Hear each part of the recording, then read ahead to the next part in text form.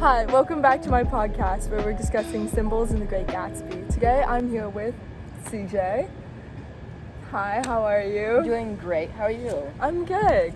So we're going to start off with where are some places where clocks show up in the Great Gatsby? Some places that clocks show up is predominantly Chapter 5, where we get to see the defunct clock that Gatsby knocked over, and we also get to see the clocks being mentioned in songs. Yeah, so why do you think this showing of clocks in the Great Gatsby is important to the story? Well, I feel like the clocks being shown up is also like really great symbolism to show that basically when they're coming back together, having this romantical moment, time just suddenly stops. They are in this moment together and experiencing the same thing together. I think also you could say that it's extremely important, especially in Chapter 5, because this is the moment where Gatsby and Daisy finally meet up. They finally get to see each other after the 5 years they haven't seen each other.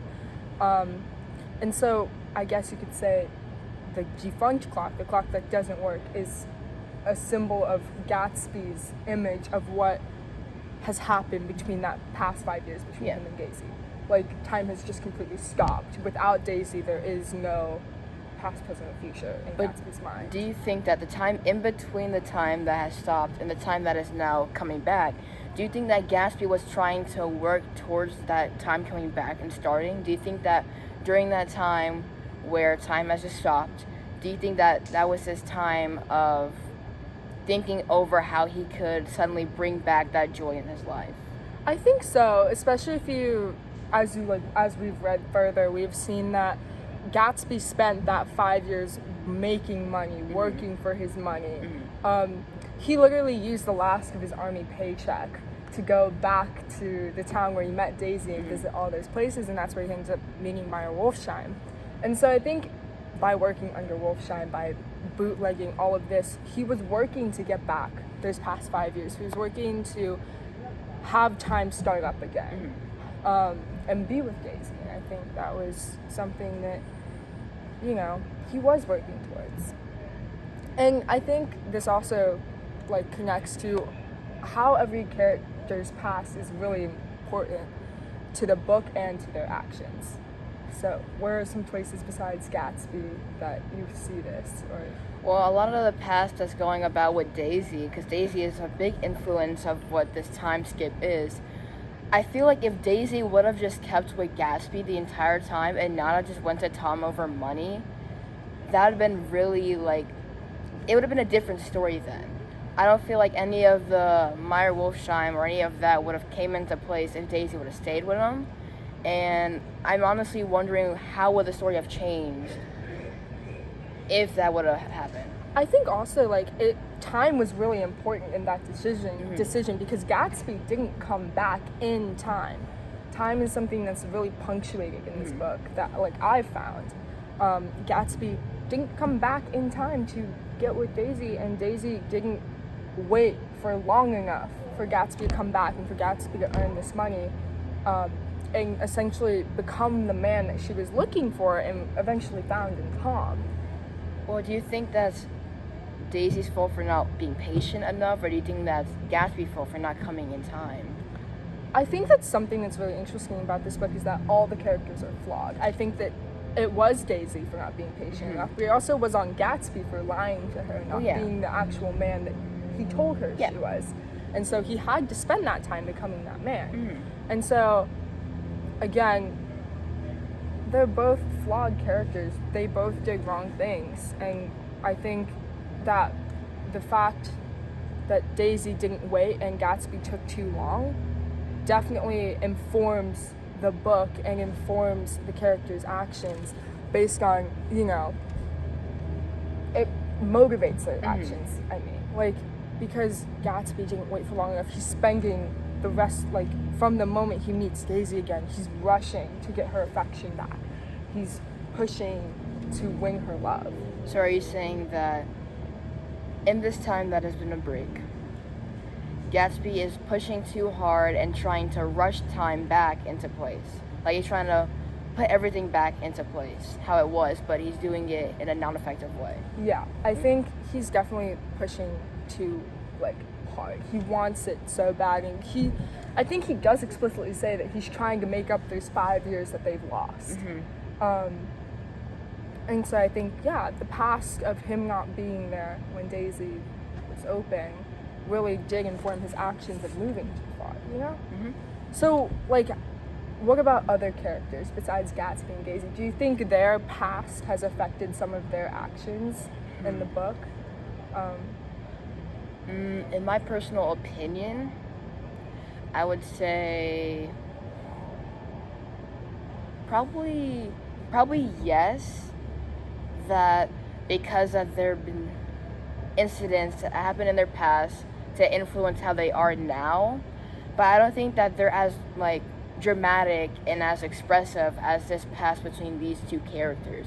Well, yes, Tom came in, took Daisy, and now Gatsby's trying to run her back. We all know that story, but I don't feel like any other character has that bad of a backstory to motivate them to do something so extreme like Gatsby and Daisy. Like, time isn't running out for them. Like, you would say time isn't a big factor in their stories and in their flaws. Because time is all... For Gatsby and Daisy, time has been very crucial in a way that it hasn't been very generous to them. We all know that. But with other characters, we don't really see that happening. Yeah. We see that time has been always on their side, but I feel like time, if you were thinking about it in a symbolic way, favors more people than others. So, how would you say time has been on, say, Tom's side in this story? Well, because of Gatsby being away, Tom had the easy opportunity to take Daisy because Daisy was so impatient. He used Daisy's impatientness to win Daisy over. So, so time just... The reason why time is such a crucial part in Tom and Daisy's story... Not Tom and Daisy. Tom and Daisy and Gatsby's story is because it has been unkind to them, whereas in other characters, time has been almost helping to them. Like, maybe connecting it back to Nick, as time goes on, he learns these lessons, and that's why in this book we see all these lessons being shared. Yeah. Especially in the beginning when he's introducing and he's talking about advice that his father gave him and talking about the Great Gatsby.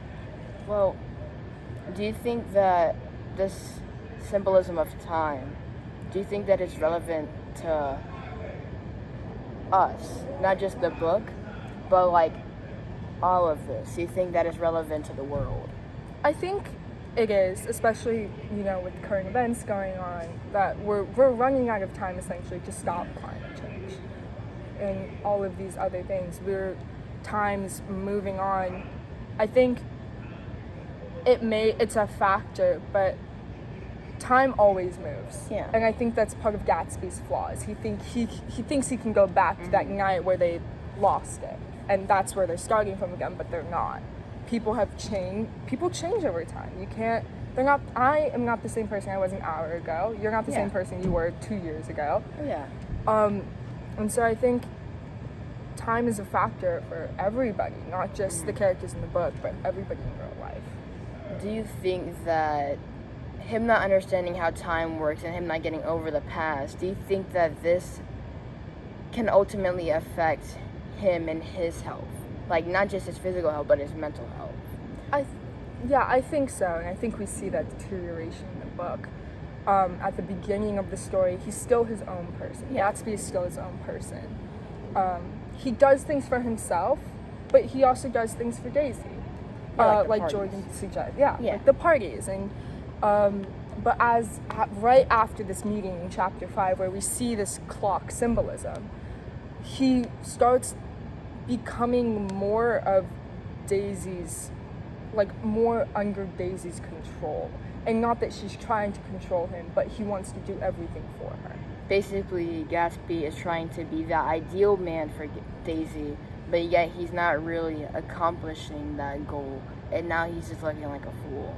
Yeah, and as time has passed in this book, from the meeting in chapter 5 to the end, he falls deeper in love. Mm-hmm. And by falling deeper in love, he essentially does become a fool. He becomes blinded to her flaws. But then also with her flaws, he's also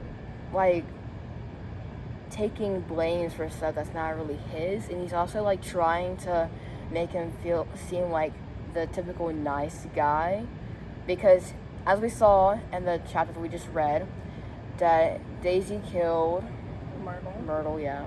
And Gatsby's like, well, I just take the blame for it. It's okay. You don't have to worry about it. And now Gatsby can face legal trouble now. All for Daisy's sake. So I feel like he's trying to take all the blame for Daisy's flaws, because he still can't even realize Daisy's flaws. And is trying to put them past them and probably say it's like a joke. I think this kind of leads into my next question of how does the past inform the future in The Great Gatsby. Like, Gatsby's past of loving Daisy has informed this moment in the future where he takes the blame for her, because he has fallen so deeply in love with her over the course of his life. Yeah. And so we can probably apply this to other characters. George Wilson.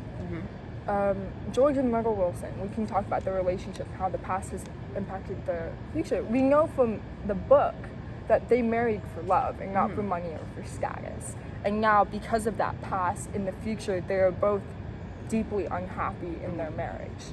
Myrtle's literally having an affair with a wealthier man because of marrying for love. And so, question about that. We know Daisy married Tom for money. Myrtle married her significant other for love. But now, with love, she wanted to find money. And with Daisy, we don't even know she wants to find love. Like, during the entire book, she's like leading both of them on. She's basically saying that I love both of them and stuff like that. Do you think that money can turn into love? Or do you think that maybe that Myrtle and her significant other didn't really love each other so much at that point? I think that in this time period, it is very different from now. If you were asking this question today, I think marrying for love would, as long as that love is still strong throughout the years, it doesn't matter your circumstances of the money. But at the same time, if you marry for money, you can always fall in love with that person.